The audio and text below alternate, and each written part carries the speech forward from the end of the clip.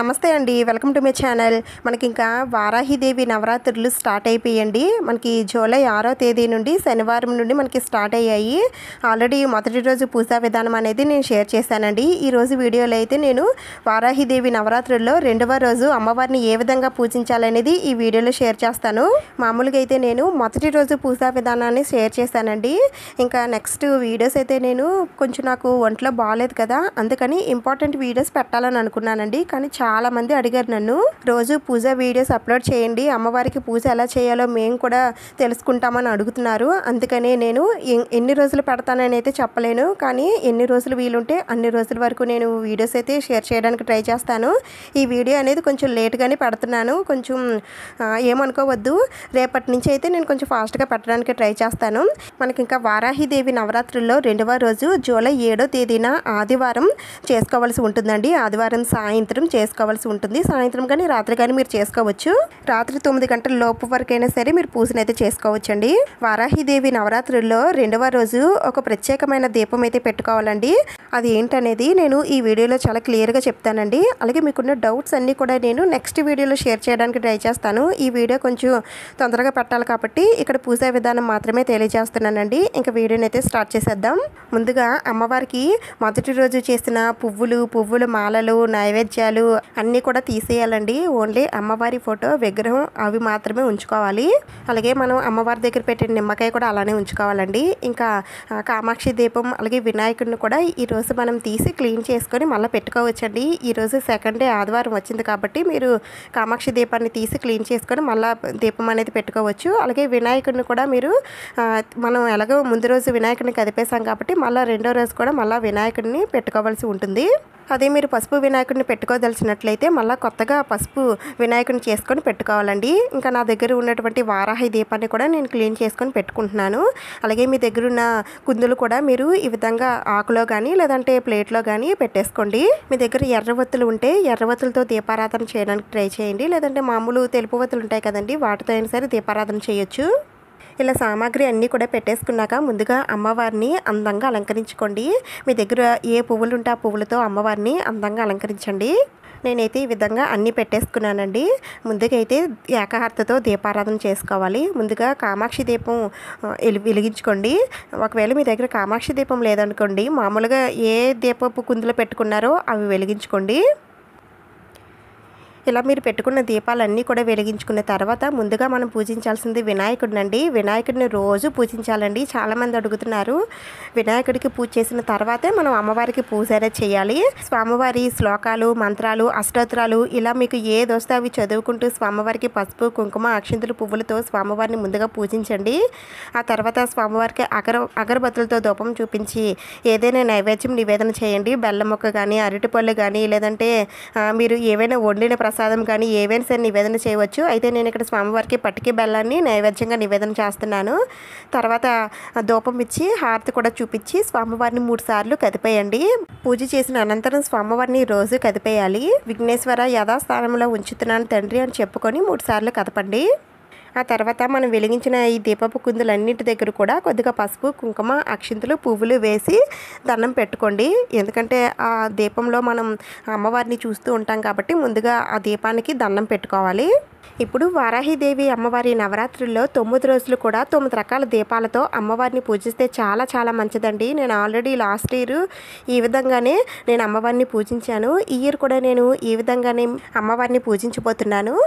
మీరు కూడా ఈ విధంగా చేసుకోవాలనుకుంటే తప్పకుండా మన ఛానల్ సబ్స్క్రైబ్ చేసుకోండి. అయితే ఈ వారాహిదేవి నవరాత్రుల్లో రెండవ రోజు అమ్మవారికి కొబ్బరికాయ దీపం వెలిగిస్తే చాలా చాలా మంచిదండి. అందుకనే ముందుగా ఒక కొబ్బరికాయనైతే తీసుకొని ఈ విధంగా 2 చేతులతో కొబ్బరికాయను పట్టుకొని ముందుగా ఆ అమ్మవారికి మీ మనసులో ఉన్న కోరికను చెప్పుకోండి. చెప్పుకున్న తర్వాత కొబ్బరికాయను కొట్టి దానికి ఉన్న పీచుని అంతటిని కూడా తీసేయాలండి. మొత్తం అది నించునేటట్టు అటు ఇటు కూడా మొత్తం పీచుని అంతటిని తీసేసి ఇలా కొబ్బరికాయని 2 ముక్కలుగా తీసుకోవాలి. ఇప్పుడు ఒక పళ్ళెం తీసుకొని 2 చోట్ల బియ్యం అయితే వేసుకోండి, కొద్దిగా ఎక్కువ వేసుకోండి. ఇప్పుడు ఈ బియ్యం పైన కొద్దిగా పసుపు కుంకుమలు అయితే ఉంచండి. మనం తీసుకున్న ఈ కొబ్బరి ముక్కలు అయితే ఉన్నాయి కదండి, 2 ముక్కలకి కూడా పసుపు కానీ చందనం కానీ రాసి కుంకుమతో బొట్లు అయితే పెట్టుకోండి. అమ్మవారి నవరాత్రుల్లో ఈ కొబ్బరికాయ దీపం కనుక వెలిగించినట్లయితే మనం అనుకున్న కార్యక్రమాలు పనులు అన్నీ కూడా దిగ్విజయంగా పూర్తవుతాయండి. మనం ఏం పని చేసినా సరే అంతా విజయమే కలుగుతుంది. అందుకని ఈ నవరాత్రుల్లో ఈ సెకండ్ డే కాదండి, నవరాత్రుల్లో మీరు ఎప్పుడైనా సరే కొబ్బరికాయ దీపాన్ని వెలిగించవచ్చు. ఈ 2 కొబ్బరికాయ చెక్కలను కూడా ఈ విధంగా బియ్యంలో నెమ్మదిగా పెట్టుకోండి, ఎందుకంటే కొంచెం అవి తిరగబడే ఛాన్స్ ఉంటుంది కాబట్టి కొంచెం జాగ్రత్తగా పెట్టుకోండి. ఆ తర్వాత దీంట్లో ఆవు నెయ్యి కానీ నువ్వుల నూనె కానీ కొబ్బరి నూనె కానీ వేయండి. అలాగే మీ దగ్గర ఎరుపు వత్తులు ఉంటే ఎరుపు వత్తులతో దీపారాధన చేయండి, లేదంటే మామూలు వత్తులైనా సరే 2 వత్తులు కలిపి ఒక వత్తుగా వేసుకోండి. ఇలా మీ దగ్గర ఉన్న పువ్వులతో దీపాలని అందంగా అలంకరించుకోండి. ఇంక తర్వాత ఈరోజు అమ్మవారికి అక్షింతలతో ఎరుపు అక్షింతలతో పూజ చేయాలి కదండి, అందుకని నేను ఆల్రెడీ ఇలా 9 రోజులకి సంబంధించిన కుంకుమలు అయితే నేను తెప్పించుకున్నాను కదా, అది ఎలా వాడాలని అడుగుతున్నారండి. మొదటి రోజు ఇక్కడ నెంబర్ 1 ఉంది కదండి, అలాగే బాక్స్ మీద కూడా నెంబర్ 1 ఉంటుంది, అది మొదటి రోజుకి సంబంధించింది. ఇంకా రెండవ రోజు రోజ్ కుంకుమ, అలాగే ఇక్కడ బాక్స్ మీద 2 ఉంటుందండి, అది రెండో రోజుకి సంబంధించిన కుంకుమ. అలా మొత్తం 10 రోజులకి 10 కుంకుమలు అయితే ఉంటాయి. ఆ విధంగా మీరు ఈ 10 రకాల కుంకుమలు వాడుకోవచ్చు. అయితే ఈరోజు నాకు రెండో రోజు కుంకుమ కాబట్టి నేను రెండో రోజు కుంకుమ తీసుకొని ఇలా బియ్యంలో కొద్దిగా వేసుకొని కొద్దిగా ఆయిల్ వేసుకొని కలుపుకుంటున్నాను. ఈ ఎరుపు అక్షింతలతో నేను రోజు అమ్మవారికి పూజ అనేది చేస్తానండి. ఈ విధంగానే నేను కలుపుకొని అలాగే అక్షింతలతో పూజ చేస్తాను. అలాగే అమ్మవారికి ఈ కుంకుమతోటే అమ్మవారిని కూడా నేను అర్చిస్తాను. అలాగే మీ దగ్గర జవ్వాది పౌడర్ లిక్విడ్ ఉంటే అవి కూడా వేయండి, రోజు వేయాలండి. అమ్మవారికి పూజ చేసినప్పుడు అలా వేస్తే అమ్మవారు ఆ సుగంధభరితమైన సువాసనకి అమ్మవారు ఆకర్షితురాలు అవుతారండి. అందుకని మీ దగ్గర ఉన్న వాటితో మీరు అమ్మవారి చుట్టుపక్కల అంతా కూడా వేయండి. లేకపోతే మీ దగ్గర కర్పూర బిళ్ళలు కానీ పచ్చకర్పూరం కానీ ఉంటే అదైనా సరే వేయచ్చు. ఇప్పుడు మనం పెట్టుకున్న ఈ నారికేల దీపాలని ఏకహారతితో వెలిగించండి. ఇలా 2 కూడా వెలిగించుకున్న తర్వాత ఇప్పుడు ఈ దీపాల దగ్గర కూడా కొద్దిగా పసుపు కుంకుమ అక్షింతలు పువ్వులు వేసి ముందుగా దండం పెట్టుకోండి.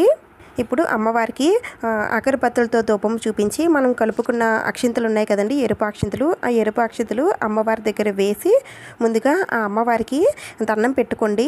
ఆ అమ్మవారికి ఇలా చెప్పుకోండి, నవరాత్రుల్లో రెండో రోజు మిమ్మల్ని పూజిస్తున్నాం తల్లి, మాకు పూజలో ఎలాంటి ఆటంకాలు అవి లేకుండా చూడు తల్లి అని ముందుగా ఆ అమ్మవారికి దండం పెట్టుకోండి.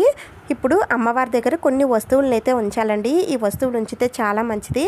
అయితే ముందుగా నేను ఇక్కడ 2 పసుపు కొమ్ములను అయితే అమ్మవారి దగ్గర పెట్టుకుంటున్నానండి. అది కూడా పసుపు కొమ్మలకి కొంచెం చందనం కుంకుమ పెట్టి అమ్మవారి విగ్రహం దగ్గరైనా పెట్టుకోవచ్చు, లేదంటే మీరు పసుపు అమ్మవారి దగ్గరైనా పెట్టుకోవచ్చు, లేదంటే అమ్మవారి ఫోటో దగ్గరైనా సరే పెట్టుకోవచ్చు. మీకు పీఠం పైన ఎక్కడ వీలుంటే అక్కడ పెట్టుకోండి. ఆ తర్వాత చిట్టు గాజులు, 3 రకాల చిట్టు గాజులు ఉంటాయి కదండి, 3 రకాల చిట్టు గాజులు కూడా 3, 3, 3 మొత్తం 9 గాజులను అయితే నేను అమ్మవారి దగ్గర పెట్టుకుంటున్నాను. ఆ తర్వాత 11 రూపాయలు తీసుకున్నానండి. మీరు ఎంతైనా సరే తీసుకోవచ్చు, 11, 21 రూపాయలు, 101 రూపాయలు ఇలా ఎంతైనా సరే తీసుకోవచ్చు. అయితే నేను ఇక్కడ 11 రూపాయలు తీసుకొని అమ్మవారి దగ్గర పెట్టుకుంటున్నాను. ఆ తర్వాత అమ్మవారికి ఎంత ఇష్టమైన ఎరుపు రంగు పుష్పం ఏదైనా ఉంటే పెట్టండి.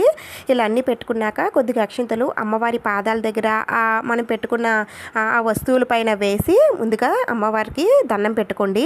మనం అమ్మవారికి పూజ చేస్తున్న అన్ని రోజులు కూడా ఈ వస్తువులన్నీ కూడా అమ్మవారి దగ్గర ఉంచుకుంటే చాలా చాలా మంచిదండి. అయితే ఇవన్నీ కూడా మొదటి రోజు పెట్టాలి. అయితే నేను మొదటి రోజు పూజ వీడియో నేను సింపుల్గా చూపించాను కాబట్టి నేను అవన్నీ కూడా చూపించలేదు. ఇక నుంచి నేను అన్ని రోజులు వీడియోస్ చేయాలనుకుంటున్నాను కాబట్టి రెండో రోజైనా సరే పర్వాలేదండి, పెట్టుకోండి. ఇప్పుడు అమ్మవారి పూజను అయితే ప్రారంభిద్దాం. ముందుగా అమ్మవారి పాదాల దగ్గర కొద్దిగా అక్షింతలు వేసి దండం పెట్టుకోండి. ఆ తర్వాత మీ దగ్గర ఉన్న పువ్వులతో అక్షింతలతో అలాగే కుంకుమతో అమ్మవారి అష్టోత్తరాలు స్తోత్రాలు అమ్మవారి కవచం ఇలా మీకు ఏది వస్తే అది చదువుకుంటూ పూజను అయితే చేసుకోండి. లేదంటే అమ్మవారికి ఎంత ఇష్టమైన ద్వాదశ నామాలు ఉన్నాయండి, నేను ఆల్రెడీ మొదటి వీడియోలో నేను ఇచ్చాను. ఆ ద్వాదశ నామాలు మీరు చదువుకున్నా చాలండి. లేదంటే ఓం వారాహి దేవియే నమః అనే మంత్రం చదువుకుంటూ మీరు పూజ చేసుకున్నా సరే అమ్మవారు చాలా సంతోషిస్తారు. నేనైతే ఈరోజు బిలవ పత్రాలతో నేను అమ్మవారిని పూజిస్తున్నానండి. నాకైతే ఈ బిలవ దళాలు ఈరోజు నాకు దొరికాయి. అందుకని నేను ఈరోజు ఈ బిలవ దళాలతోటి అమ్మవారిని పూజిస్తున్నాను. మీకు కూడా లభించినట్లయితే అమ్మవారికి ఈ బిలవ దళాలతో పూజ చేసుకోండి. లేదంటే మామూలు పువ్వులతో అయినా సరే అమ్మవారిని పూజించవచ్చు.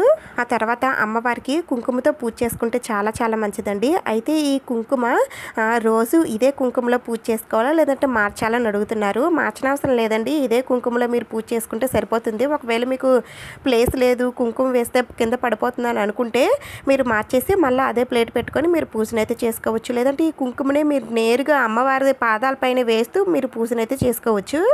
ఇంకా మీ ఇంట్లో పిల్లలు ఉంటే పిల్లల చేతికి కూడా ఆ అమ్మవారికి ఎంతో ఇష్టమైన అక్షింతలు ఇచ్చి అక్షింతలు అమ్మవారి పాదాల దగ్గర వేస్తూ పిల్లల చేత కూడా పూజ చేయించండి. ఇలా అమ్మవారికి పూజ చేసిన తర్వాత ఇప్పుడు అగరబత్తులతో ధూపం చూపించి అమ్మవారికి నైవేద్యం నివేదన చేయాలండి. అమ్మవారికి ఎంతో ఇష్టమైన బెల్లం పానకాన్ని నైవేద్యంగా నివేదన చేయండి. అమ్మవారికి 9 రోజులు కూడా తప్పకుండా ఈ పానకం అయితే పెట్టండి. పానకంతో పాటుగా మీరు ఏదైనా నైవేద్యాలు చేసి పెట్టాలనుకుంటే పెట్టచ్చు. అయితే అమ్మవారికి ఏ నైవేద్యాలు పెట్టాలి, ఏవి పెట్టకూడదు, ఈ బెల్లం పానకం కూడా ఎలా తయారు చేయాలి అనేవన్నీ కూడా నేను వీడియో చేశానండి. ఒకసారి ఆ వీడియో చూడండి, మీకు పూర్తిగా అర్థమవుతుంది. ఆ వీడియో లింక్ అనేది నేను డిస్క్రిప్షన్లో ఇస్తాను. ఆ తర్వాత అమ్మవారికి తాంబూలాన్ని కూడా సమర్పించండి. తాంబూలంలో ఈరోజు నాకు అరటిపళ్ళు లేవండి. మామూలుగా తమలపాకులు, వక్కలు, అక్షింతలు, కాయిన్ అవన్నీ పెట్టి అమ్మవారికి తాంబూలం అనేది ఇవ్వచ్చు. ఆ తర్వాత అమ్మవారికి ధూపం అనేది ఎక్కువ ఇవ్వాలండి. సాయంత్రం సమయంలో ధూపం అనేది అమ్మవారికి ఇవ్వాలి, మన ఇంట్లో ఇవ్వాలి, గడపకి ఇవ్వాలి. ఈ విధంగా ధూపం అనేది ఇస్తే ఇంట్లో ఉన్న అతీత శక్తులన్నీ కూడా బయటకు వెళ్ళిపోయి దైవశక్తి అనేది లోపలికి ప్రవేశిస్తుందండి. అందుకని ధూపం అనేది ఎక్కువగా ఇవ్వండి. ఆ తర్వాత అమ్మవారికి కర్పూర నీరాజనం సమర్పించి కొద్దిగా అక్షింతలు, పువ్వులు అమ్మవారి పాదాల దగ్గర వేసి అమ్మవారికి దండం పెట్టుకోండి. మీ మనసులో ఉన్న కోరికలు, బాధలు అన్నీ కూడా అమ్మవారికి చెప్పుకుంటే తప్పకుండా ఆ వారాహిదేవి అమ్మవారు తప్పకుండా నెరవేరుస్తుందండి. అమ్మవారి నమ్మకంతో ఈ నవరాత్రులు పూనుకున్నారు కాబట్టి తప్పకుండా ఆ అమ్మవారి అన్నీ చూసుకుంటుందండి. అమ్మవారి పైన నమ్మకం ఉంచి నవరాత్రుల్లో ఎలాంటి ఆటంకాలు లేకుండా అమ్మవారిని పూజించడానికి ప్రయత్నించండి. ఈ విధంగా వారాహిదేవి నవరాత్రుల్లో 2వ రోజు పూజనైతే చేసుకోవాలండి. ఇంకా పూజలో పెట్టిన కొబ్బరికాయ దీపం ఉంది కదండి, అది కొండెక్కిన తర్వాత మీరు ఈ కొబ్బరికాయని రెండు చెక్కల్ని తీసి పారే నీటిలో కానీ లేదంటే ఎవరితో అక్కడ ప్లేస్లో కానీ వేసేయండి. ఇంకా కింద బియ్యం వేసాం కదా, ఈ బియ్యం ఏమొచ్చి మీరు అన్నంలోనే వండుకోవచ్చు, లేదంటే ప్రసాదం చేసుకొని సరే తినచ్చు. ఇంకా మీరు పెట్టిన ప్రసాదాలు, పానకం అవన్నీ కూడా మీరు తినొచ్చండి. అలాగే మీ ఇంట్లో ఉన్న వాళ్ళందరికీ కూడా ఇవ్వచ్చు. ఇంకా అమ్మవారి దగ్గర పెట్టిన పసుపు కొమ్ములు, గాజులు అవన్నీ ఏం చేయాలని మళ్ళీ మీకు సందేహం అయితే వస్తుంది. అవి అయితే నేను నెక్స్ట్ డే పూజా వీడియోలో అయితే చెప్తానండి. ఈ వీడియోలో మీకు ఎలాంటి డౌట్స్ ఉన్నా సరే కామెంట్స్లో అడగండి, నేను తప్పకుండా రిప్లై ఇస్తాను. వీడియో నచ్చినట్లయితే ప్లీజ్ తప్పకుండా లైక్ చేయండి, షేర్ చేయండి, సబ్స్క్రైబ్ చేసుకోండి. ఇంకొక మంచి వీడియోతో మళ్ళీ కలుద్దాం. Thank you for watching.